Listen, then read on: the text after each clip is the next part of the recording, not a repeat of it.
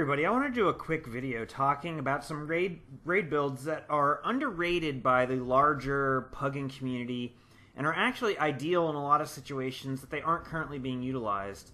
I mean, I could make this really stupid and just say play more Scourge and DPS Firebrand, since those two specs have a lot of incidental support that really can carry people in pug groups without them really knowing it. Obviously, that wouldn't be quite as fun as highlighting some lesser-known builds that people ought to be playing more of, so let's discuss them. So first up is Chaos Chrono. Most pugs are, of course, using Chronomancers, but most, it doesn't seem like, are using Chaos Chrono. Most pugs are using a Dami Inspiration build as their quote-unquote standard setup, but there's really only good value to that build if you are using it for the distortion share tactic at particular bosses like Gorseval or Deimos or Samurag. And let's face it, most pug chronos aren't properly going to Aegis and distort the attacks. So if they aren't going to use the Dami Inspiration build for what it's best at, they really kind of ought to be using Chaos Magic. The short version of the story is that Chaos Magic craps out a ton of boons. On average, you'll have around 8 or 9 boons, and of course, it can go up to 12 or 13 at times, depending on a couple other factors. This is, of course, great for buffing Weaver DPS, but in organized groups. But even at the pug level, it's great for groups that aren't even using Weavers. The Chaos Chrono can keep up boons that are normally the responsibility of other party members, meaning the Chaos Chrono can cover for inadequate play that you see in pugs. Additionally, there's a lot of value in pugs to random Aegises, stabilities, resistance, and all the other stuff that the Chaos Chrono puts out. These are the sort of things that can mitigate poor play and poor positioning and poor healing. In short, all the things that frequently go wrong in pugs can at least be partially mitigated by playing Chaos Chrono. This is one of the rare builds that is awesome in metagroups and also awesome in pugs, and of course, I think it deserves to be the go-to pug build. So the next build I want to touch on is Harrier or Minstrel Firebrand. The gear is going to change depending on whether or not you want to tank, but the concept remains the same either way. Most pug groups run 2 full Harrier druids because they believe they need 2 full healers. But why are they bringing 2 druids? One druid is more than capable of bringing all the valuable spirits, and is more than capable of stacking might for the whole raid, especially if, for example, you're running 2 Chaos Chronos that help with might. So if the second druid isn't doing anything other than healing, why not take the best healer possible? I know many of you will argue that Magi Tempest is the next best healer, and that's fine. It's okay for you to be wrong. Healing Firebrand is next level epic healing.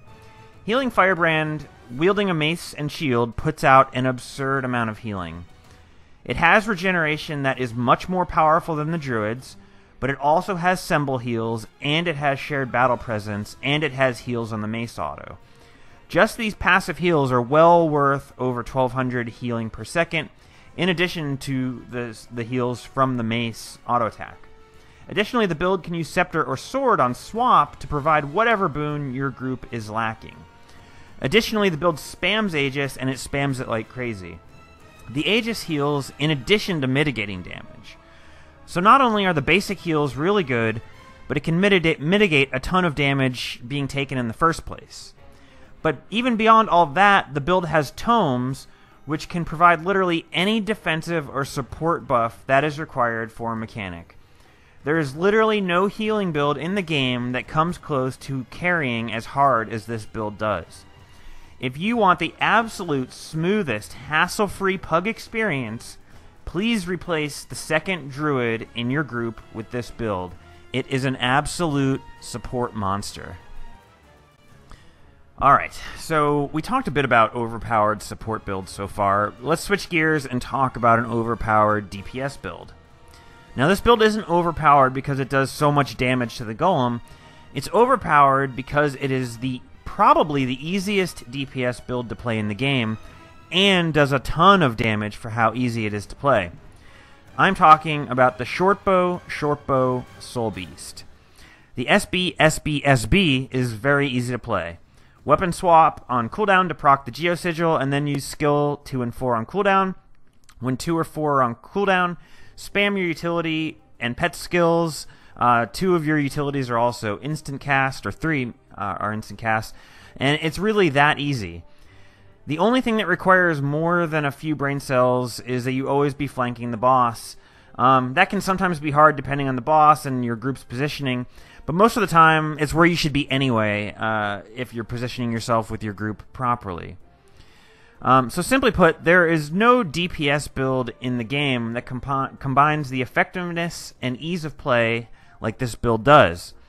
It should be pretty easy for a player who has practiced this build just a little bit to get top DPS in most pug groups. And honestly, it would be a huge upgrade for most pug groups to take this guy as their DPS rather than the pug who tries but fails to play Weaver or Hollowsmith properly.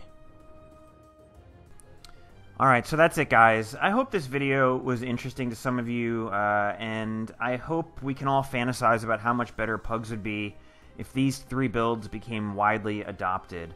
If you have any questions, hit me up in the comments below, or if you have anything to say about these particular builds and your experience playing them, definitely leave the comments below.